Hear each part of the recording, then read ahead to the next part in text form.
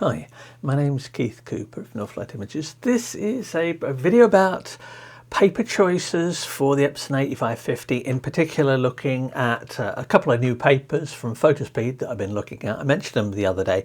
The particular one here is the platinum etching.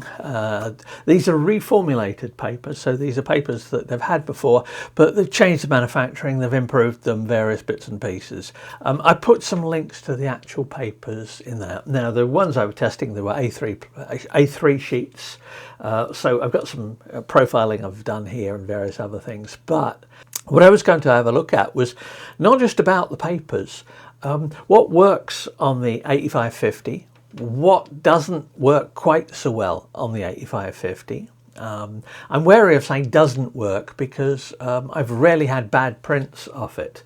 And also a very interesting thing I discovered about when comparing gamuts between profiles I'd made for the Epson 8550 and some profiles I'd made for a pigment ink printer, in particular this one I'm testing, the Canon Pro 310.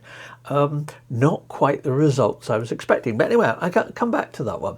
About the papers themselves, they're both matte papers, they're art papers. Both of them print through the 8550 just fine. They don't have any marks or anything like that on the 8550. Now, I will come back to that when I'm going to have a mention of what papers don't work, because printers do vary. If you want faultless printing, paper handling of papers like that, albeit without the benefits of the ink tank printer, this Pro 310 and the older Pro 300 is superb on papers like this. It's a pigment ink printer, it's meant for this, but this is really about the 8550 and some interesting things I noticed about it in the process of making profiles. Now, I always suggest making test images, and I've got various images you can download. I put links in the notes for testing things, but I wanted to print a couple of real images here as well to have a look at how they came out on the paper. The profiling targets can tell you quite a lot. One of the things you can do if you're curious about whether a particular paper profile printer combination can print the colors you're trying to get is to print one of these profiling targets. Now, this doesn't obviously cover every colour, but it covers pretty much the full range of colours that you're going to get out of that printer. And it's worth printing these. You do it however you would normally print. This is not treating them as profiling targets, but just sets of coloured patches. And you can have a look at the colours on this and see whether the colour that you're trying to get is met by anywhere on this target here. Basically, if you're trying to print, let's say, a really brilliant bright pink, and no colours on this sheet here match that colour that you can get, the colour that you're perhaps seeing on your monitor, then take that as a ginormous hint that no matter what you do, you are never going to get that particular colour from that paper in that printer. There are limits. In fact, the limit is the gamut. It's a boundary condition that covers that. Now, anyway, I've profiled these for the 8550. This is Karen's 8550 in the office next door now.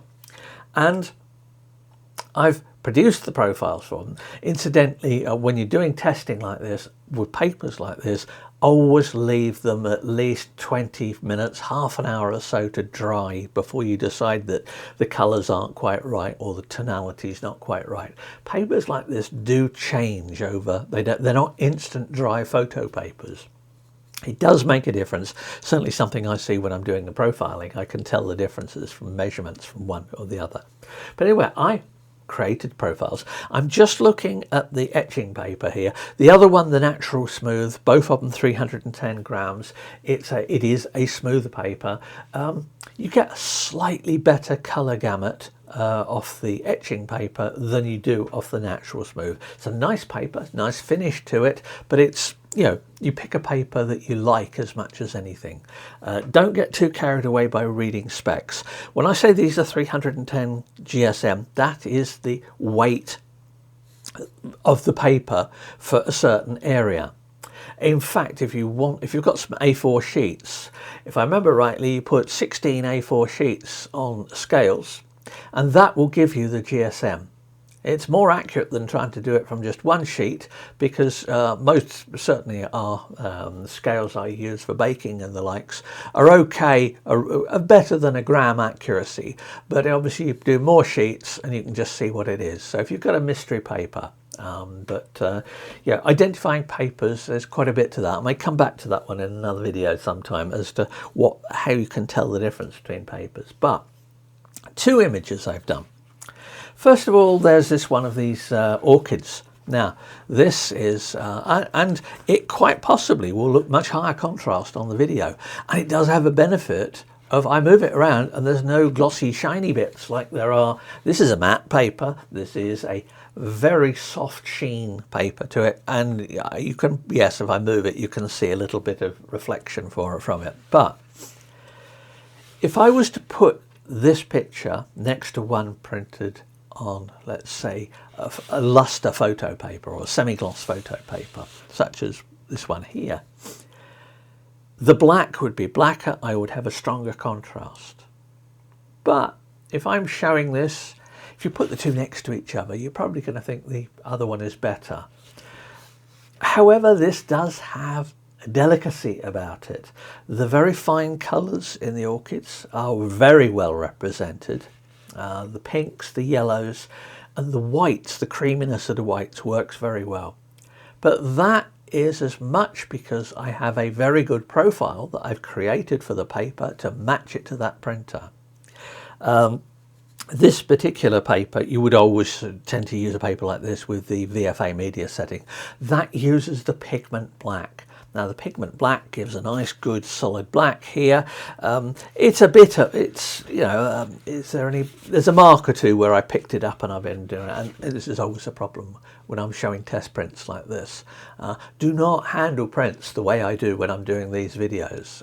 I have some cotton gloves and various other bits and pieces that I do when I'm handling prints that I'm going to sell or do anything with. But that looks pretty good. The black is nice and solid on it.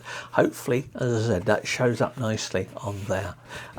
Now, the second image, which I'm going to show here, is actually the colour version of this big black and white one behind me. This, if you're familiar with it, is actually the one that I made a giant print on 60-inch width paper using the Epson ET-8550. I'll put a link to the video about it. It really is a big print, and it helped cover up a wall when I recently sold my old house. It's a wonderful distraction to have a giant print on the wall. Some people might see past it, but yeah, it just made the room look a bit less scruffy. But anyway, that is this, the colour version of it. Now it's cropped slightly different. This is medium, whoops, there goes a sheet.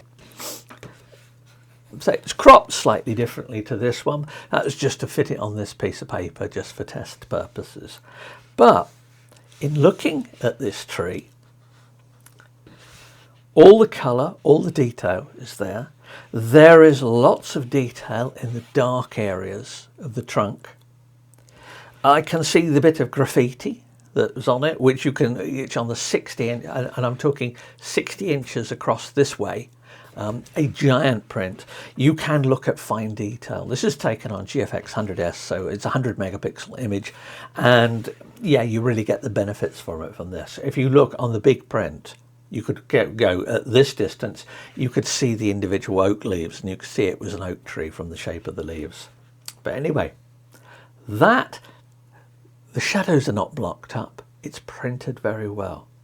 And interestingly enough, when I looked at this one, in terms of gamut, the gamut of this is slightly bigger in the greens and the greeny yellows on the Epson ET-8550 than it is on this, the Pro 310. Now, most people would think if you're printing on papers like this, you're always going to get better results on a printer like this. Now, I've done testing with this as well, and can you see the difference? No, not a lot, but when I check the actual gamut of it, of what's out of gamut in this image, this is an image that's been processed in the very big Pro Photo color space. There are lots of out of gamut areas in these colours. So if you're printing, and also down in these leaves down the bottom here, different printers are different. I'm not saying this is better than a print printed on this. They are subtly different. It also belies the bit about matching prints and screens. Having profiles is not about making the print look like the screen. It is about producing the best looking print.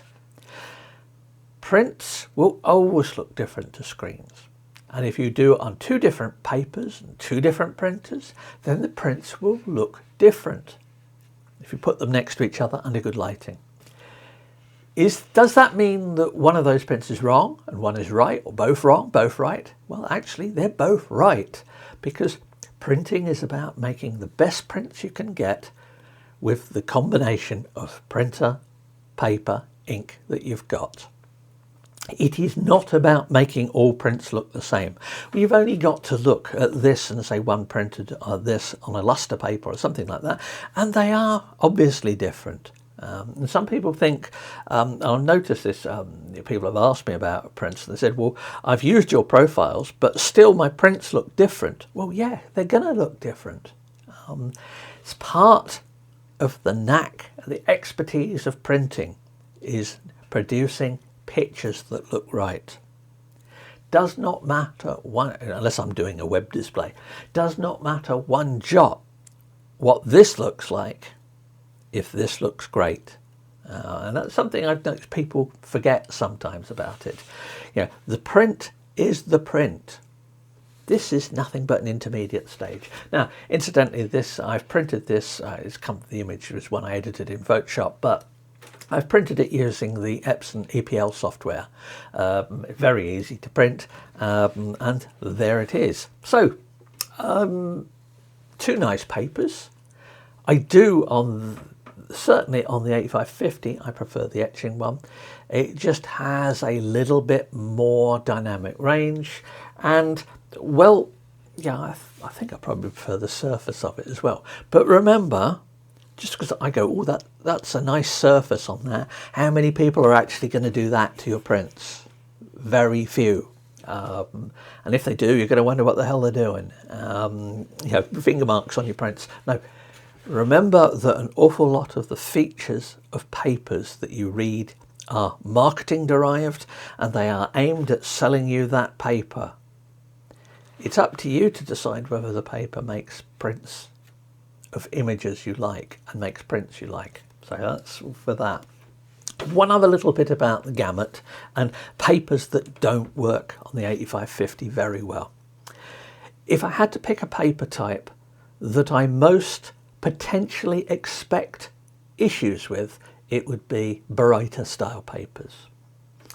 The reason for that, one of it is physical. The printers themselves do vary slightly, and Baryta style papers often have relatively soft surfaces, and that shows marks from the paper guides inside the printer. They are more likely to occur on papers like that. As I said, it's a combination of paper thickness and paper surface strength. Now, the thickness you may find from the specs, but you'll never find any details about the surface qualities in specifications for papers like this.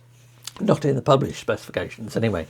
So, you know, with a Baryta paper, you've got maybe a slightly thicker paper. Remember, thickness is not the same as GSM or pounds if you're over in the US. It's not, they are related, but they're not the same thing. How easy is this going to mark? This one doesn't mark with Karen's printer, nor does the other paper. But so if I was looking for a weak point for the 8550, it would be Baryta style papers.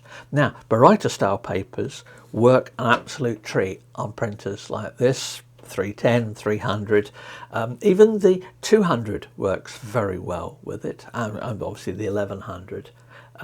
And they also work well on the Epson P700, P900 and above. They work very well on my P5000, which I managed to shoehorn into this room here, which is filling a table over the other side of the office. So, you know, different papers work differently on different printers. Yeah, the 8550 is an excellent printer, produces great looking results, but it doesn't do everything. So, yeah, if you're going to get a paper to experiment with, I normally say don't get sample packs, because it's a scattergun approach, and you know you can end up using an awful lot of paper and be none the wiser which is better. But if, for example, you see a paper that I've tested here and you've got, say, one of my profiles, and all of my profiles are available, I just ask for a coffee donation for them. That's the whole set. If you see that I've produced it, then that meant that it worked fine on Karen's printer and a couple of the printers I borrowed from Epson when I was doing the original review and the testing. It does not necessarily, certainly for papers, thicker papers, papers like Barita style papers, it does not necessarily mean they won't show marks. So you might want to get a sheet or two of an expensive paper to try in your 8550 or 8500, just to make sure you haven't got one of the outlier ones which shows marks much more obviously. Problem I found with the Epson ET-18100 worked an absolute treat on thin art papers and photo papers, but anything else showed the groove marks on it. Now that's a nice print. If you're going to print photo, just plain glossy photos, certainly colour glossy photos, then it's excellent. But more general purpose is the 8550. But, you know, thanks Fotospeed for sending me these couple of new papers. They are papers I've looked at before, certainly this one here, the platinum one. I have looked at this and it's a very nice paper. Similar papers will be available elsewhere around the world, but as I say, I'll put the specs to this one in, putting the link to it for it, and you can have a look. If you've got any questions, please do let me know, because it's people's questions about stuff like this that often gives me the ideas for the reviews. So thanks for watching, and all the usual like and subscribe, etc. Thanks. Bye.